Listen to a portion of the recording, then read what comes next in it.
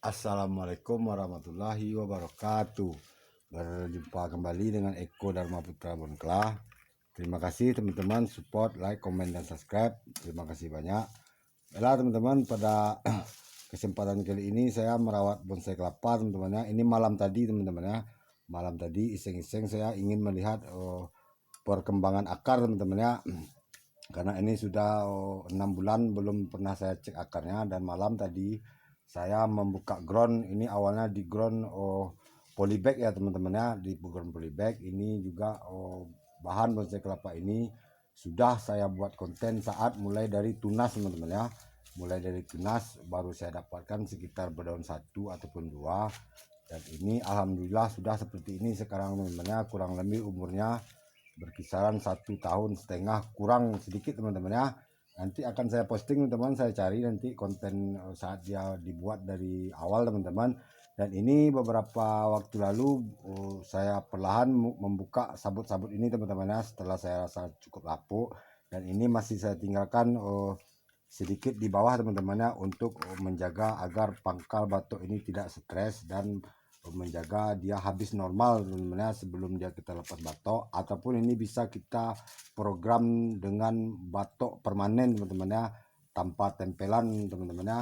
Dan ini teman-teman akar sedikit unik, akar mengeliling bagian atas teman-teman ya. Dan ini saya merubah posisi tanam teman-teman, dan alhamdulillah saya mengecek akar teman-teman ya, dan ini sudah mendapatkan sangat banyak akar bertumbuhan teman-teman. Dan ini terdapat satu akar sepertinya busuk teman-teman ya.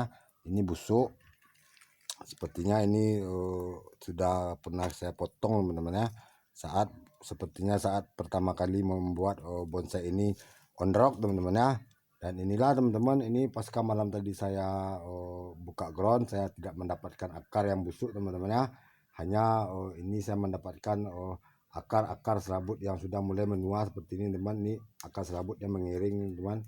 Nah, seperti ini boleh kita buang teman-teman ya. Namun yang segar kita tetap pertahankan. Kita masuk ke daunnya teman-teman ya. Dan ini teman-teman bahan bonsai kelapa ini alhamdulillah sudah mendapatkan 3 daun yang kerdil teman-teman ya. Ini 2 daun ini sudah cukup ideal kerdilnya teman-teman. Dan ini sedikit masih besar teman-teman ya. Namun ini perlahan teman-teman ya, saya hanya dengan rutin menyayat teman-teman. Terlihat ini tak seimbang, bukannya dari kecil ke besar itu telat sayat ataupun tak terawat teman-teman ya. Namun ini dari besar ke kecil itu wajar dan lumrah teman-teman ya. Jika dari besar ke kecil namanya kita memperkedil daun dari besar, karena kita memprogram bonggol dari awal teman-teman ya. Dekatkan enggak? Nah, ini terlihat teman-teman ya, ini bonggol bahan bonsai kelapa gading oren lebih sudah 1 tahun teman-teman ya. Dan inilah bonggol yang dihasilkan teman-teman, tak terlalu panjang namun tak terlalu kecil teman-teman ya. Ini berkat saya merimbunkan teman-teman, bonggol ini tetap memanjang teman-teman ya, bahkan dia subur teman-teman. Ini pangkal nutrisi teman-teman. Dan dekatkan enggak, ini terlihat teman-teman ya, ini bukan bonggol rekayasa teman-teman ya. Ini bukan bonggol tempelan ataupun sisa pelepah yang mengering teman, dan seolah-olah terlihat seperti bonggol teman. Nah, ini sudah menjadi bonggol seperti layaknya batang pohon kelapa teman-teman ya. Ini tak ada lagi sisa pelepah yang mengering teman-teman. Dan ini teman-teman pasca dalam perawatan ini cukup dibanyak makan dihinggapi oleh kutu hitam teman-teman ya. Terlihat teman-teman ya, ini di bagian dalam ini teman-teman, di bagian dalam ini menghitam, tak mungkin karena tertusuk teman-teman ya, ataupun tersayat. Dan inilah efek dari kutu hitam tuh teman-teman ya. Jika di bagian terluar teman-teman ini terlihat seperti lecet karena tersayat ataupun tertusuk teman-teman ya. Namun jika tertusuk teman-teman, tak mungkin dia di dalam bagian dalam pelepah ini teman-teman ya. Dan inilah buktinya kalau memang ada kutu hitam yang sering saya buatkan. Bahkan saya pernah menemukan dan membuat konten teman-teman ya tentang kutu hitam. Inilah efeknya teman-teman ya. Ini saya sudah rajin mengoleskan, memberi pestisida nih teman-teman ya. Ini pestisida buatan saya teman-teman ya. Ini pestisida gerusan bawang putih yang dicampur dengan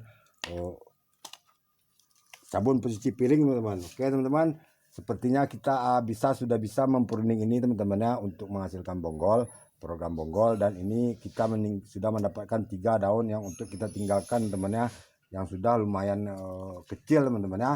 Oke Oke teman, dan terlihat ini bonggol pelepah ini sudah di antara bonggolnya teman-teman ya. Ini sudah bisa kita pruning teman-teman.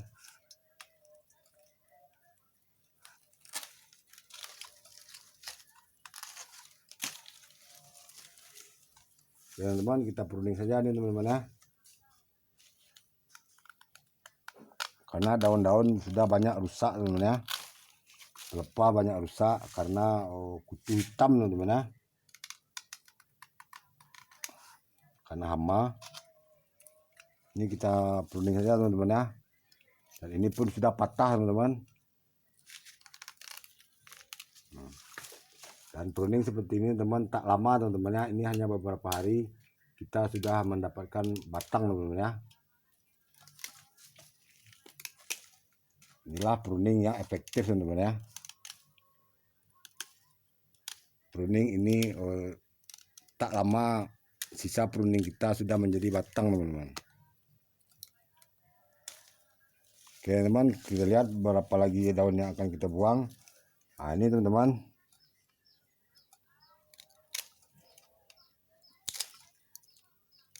Ini kita mempruning bukan karena tak bisa menyayat teman-teman ya. Ini lagian ini belum akan saya sayat teman-teman ya.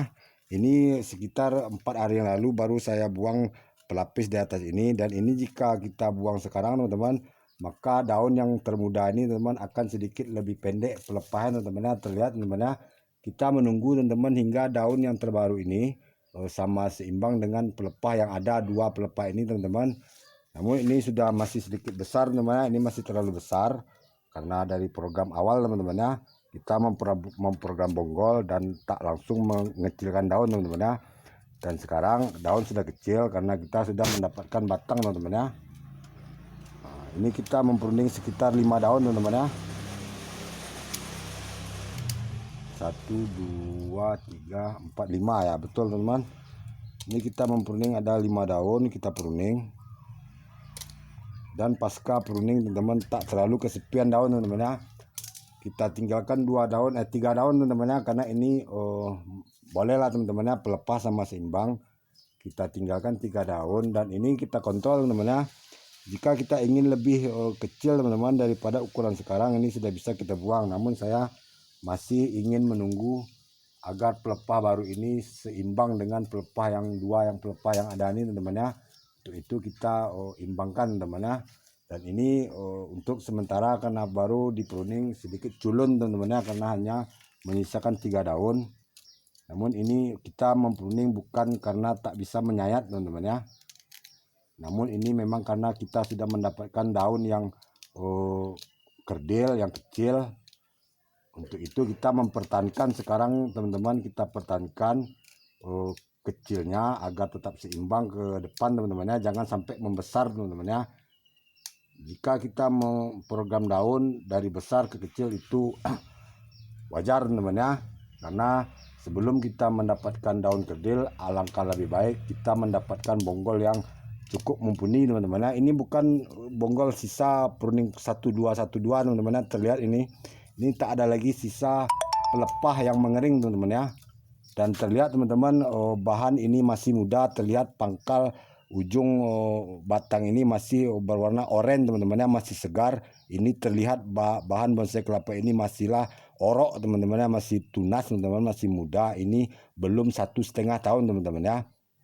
Namun ini jika kita mengaku ini umurnya 3,5 tahun, 4 tahun, sepertinya boleh-boleh saja teman-teman ya, karena bonggol sudah besar teman-teman ya. Padahal ini masihlah orok teman-teman ya, ini masih tunas kelapa. Dan ini batoknya teman-teman. Nah, ini batoknya sekitar 70% masih terisi nutrisi teman-teman ya.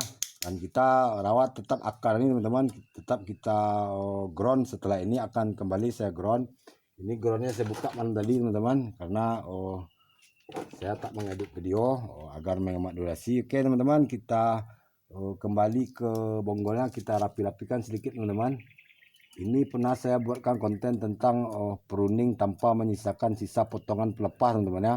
Insya Allah nanti akan saya posting teman-teman. Beberapa kali saya membuat bahan bonsai kelapa ini dari tunas teman-teman ya. Oke teman-teman, dan inilah efek kutu hitam teman-teman ya. Ini di dalam ini teman-teman tak ada tersayat teman-teman ya. Inilah risiko kita menyayat secara ekstrim teman-teman ya, untuk mendapatkan pelepah yang renggang, mekar teman-teman ya, rimbun dan kerdil teman-teman ya.